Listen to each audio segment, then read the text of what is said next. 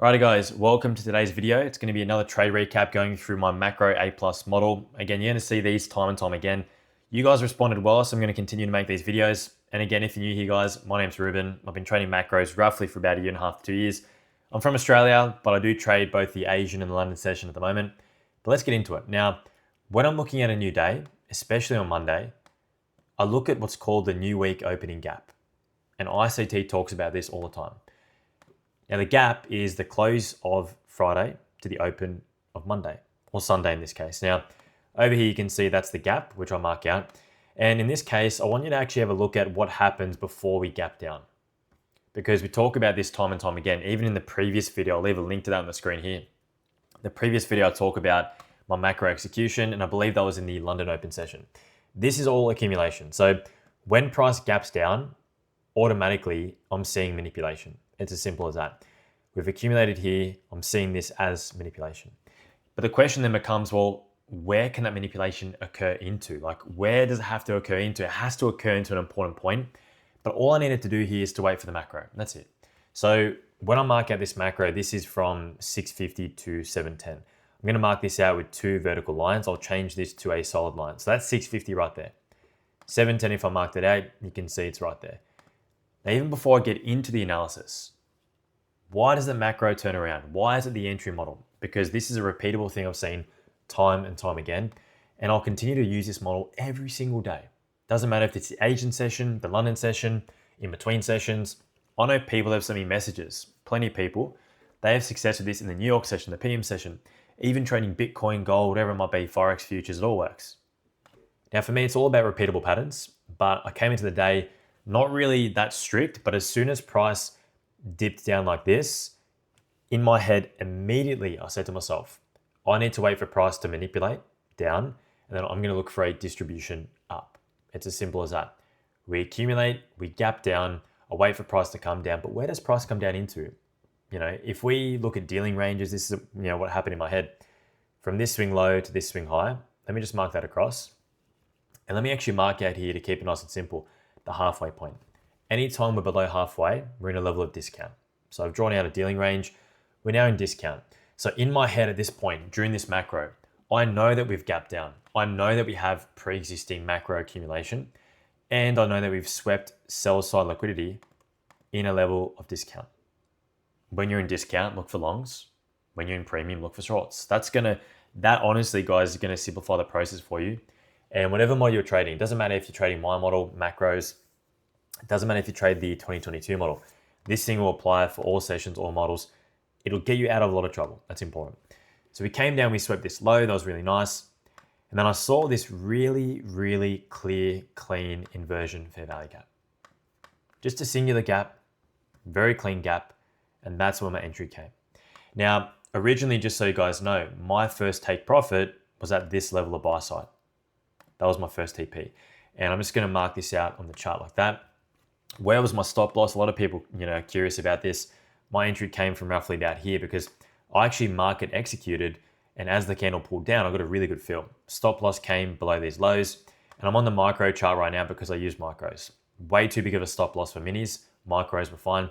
I was aiming for this high, about a 1 to 1.3, 1 to 1.4, and that was going to be it. Maybe hold a runner, and that's completely fine. Now, what actually happened is not exactly what I wanted price to do. And now if you're watching this video and you're still here, this is an important point, right? And at the end, again, I'll show you my executions, but looking at price action here, if you sometimes are not patient, if you sometimes are expecting everything to go in your favor, it might not work out for you. Now, we came super close to my stop loss because as price came up here, I went to break even, and we came super, super, super close. You could say it's luck potentially, but I got a very good feel. If price would have closed up here and that's where I entered, yes, I would have been stopped at break even, but I still would have looked for entries to this buy side. And again, ICT talks about this too. Smooth buy side, we've got that right here. That's completely fine. So I've got 2 buy side targets now because we didn't actually sweep that original buy side. And as price starts to develop, as price starts to move, we use this inversion as some kind of support. Again, guys, the market moves like that. Support, resistance. Look for areas where price previously moves up or previously moves down, and this will change your trading. So I'll see this. I see the sweep, I'm looking for longs based on how we opened the week. Nice and easy, low resistance liquidity. And at this point here, I was thinking to myself, okay, cool. If I get stopped out at break even, that's completely fine. I'll wait for price to pull back. And the next macro, I'll look for a long position. Now, didn't have to do that, which is fine. Price came up, started inverting these PDRAs. And then the question for you guys, and I've talked about this time and time again, is why does price aggressively trade through these highs? Because it's all low resistance. All these swing highs here, they're so close together. That's our smooth buy side. And actually took a partial, 2 areas. Once was from here, and then once was from here. The other runner I held all the way up into this space. And that there's just your new week opening gap. And again, guys, this gap can act as support and resistance. You can trade towards it. You can trade away from it. It's completely up to you. Now, let me actually get my executions on the chart just so you can see, right? This is also on a funded account, not on a demo account, right? You can see trade about at the bottom.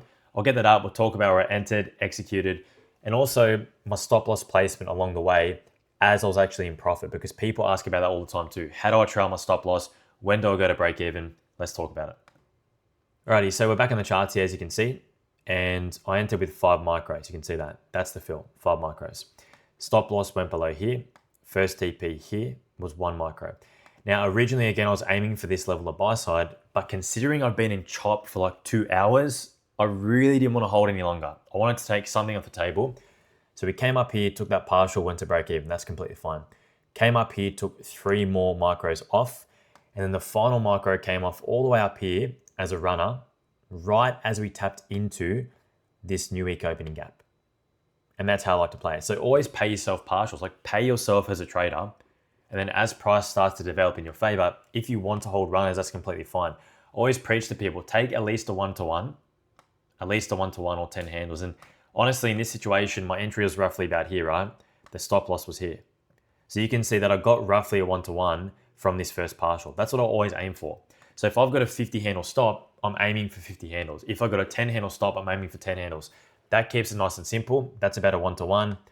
That there's, about a 1 to 1.3. And this final profit's probably like a 1-to-2 or something. Yeah, about a 1-to-2, 1-to-2.6. Overall, that equals out, right? So probability distribution will put those favors in your side or on your side. If you're just always going for negative risk to reward or always going for 1-to-1, you need a high win rate. If you allow runners to run a little bit, then probability kind of balances out, which is what I like to do.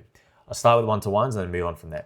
Now, as price is moving, I'm looking at every single bullish gap. And while price is stepping up, all these bullish gaps are moving and holding price.